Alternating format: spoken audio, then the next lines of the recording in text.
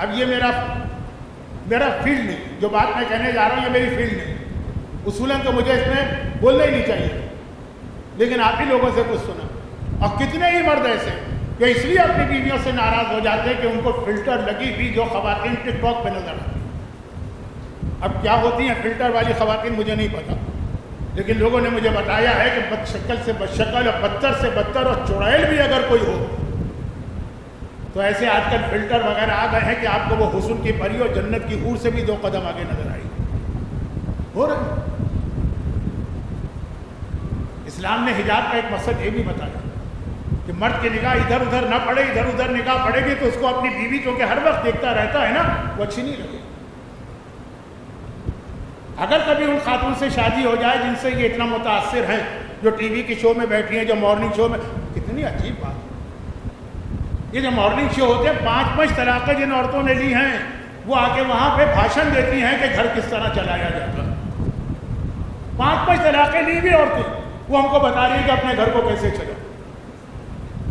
تب یہ جو ماحول ہے نا اس میں جو نظر آئیں گی عورتیں وہ مرد کو اچھی لگی۔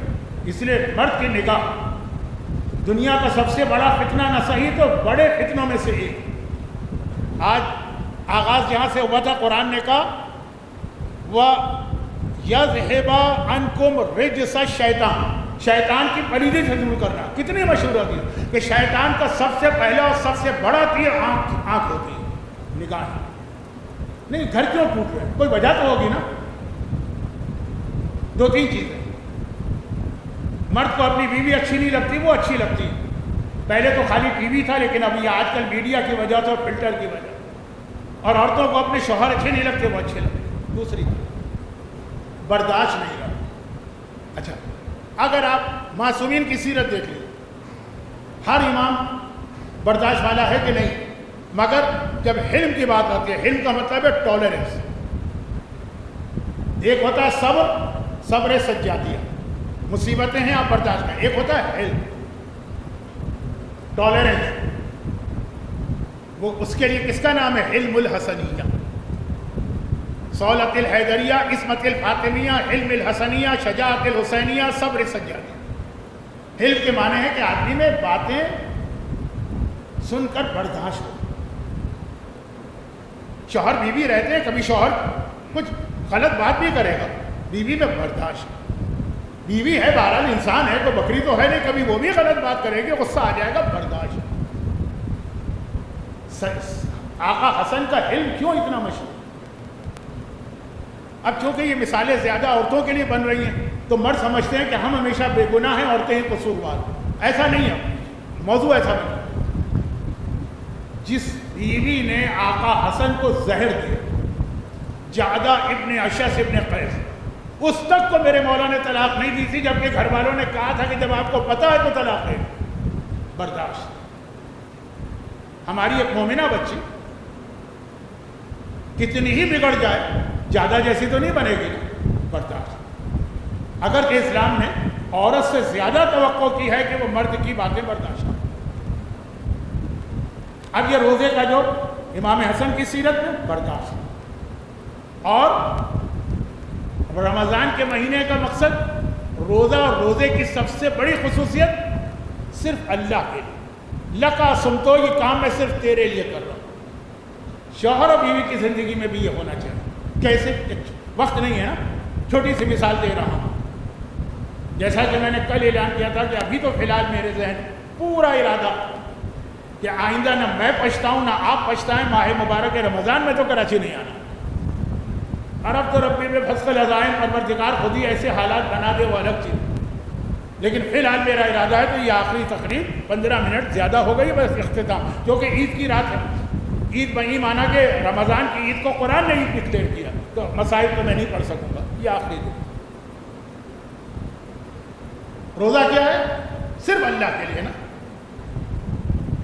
خوشنودی خدا، شوہر بیوی کی جھگڑ، اختلافات۔ اب اس میں بات ہیں بہت ہی نیک بچی ہیں جو برداشت کرتے ہوئے زندگی گزارتی ہیں، اب آج مرد ہیں جو برداشت کرتے ہوئے زندگی گزارتے ہیں۔ یہ لوگ بھی جب ان سے پوچھیے کہ کیوں، کوئی کہتا ہے کہ بچوں کی خاطر، کوئی کہتا ہے کہ خاندان کی بدنامی کی خاطر، کوئی کہتا ہے مثلا بچیوں سے اکثر سنا کہ اگر ہمیں طلاق ہو گئی تو ہماری 2 3 4 اور بہنیں ان کی بھی شادیاں نہیں ہوں. بہت ساری وجوہات بتاتے ہیں جہاں پر واقعاً گھر کے حالات کشیدہ ہیں. پھر بھی بتا، آج تک مجھے کوئی ایسا مرد نہیں ملا، کوئی ایسی عورت نہیں ملی جس نے ایک جملہ کہا. اور یہ جملہ اگر سمجھ میں آ جائے نا تو چند ایکسٹریم کیسز کو چھوڑ کر جہاں پہ تو طلاق ہونی چاہیے، میں خود کہتا ہوں ہونی چاہیے، اکثر میں یہ جملہ کہتا ہوں کہ بدترین چیز طلاق ہے لیکن کبھی واجب ہو جاتی ہے اس بچی کی زندگی بچانے کے لیے یا اس بچے کی.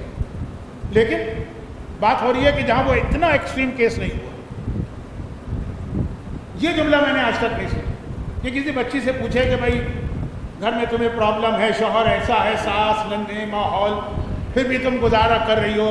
کوئی کہے خاندانی شرافت، والدین، گھر کی بدنامی، بچے بہت چھوٹے ہیں، بہنوں کی شادی.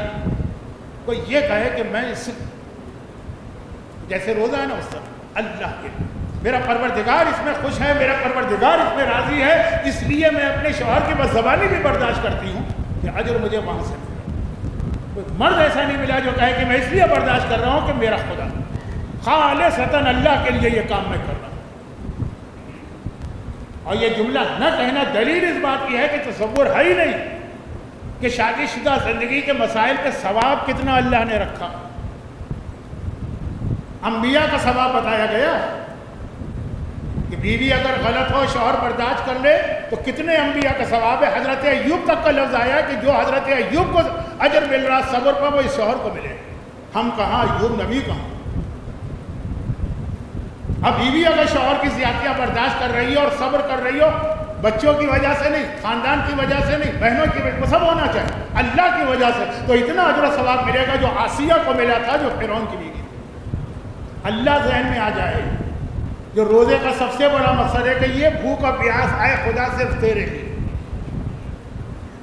امام حسن کی زندگی حلم یعنی ٹالرنس یعنی برداشت، حتی الامکان ازدواجی زندگی کو بچانا، اور پھر اس کے ساتھ ضمنی چیز یہ ضمنی نہیں ہے، یہ بہت اہم چیز تھی، صرف ایک حدیث پڑھ کے بات ختم کر. اور جو تیسری بہت بڑی خرابی آ گئی ہے گھر ٹوٹنے، وہ ہے روپے اور پیسے کی محبت.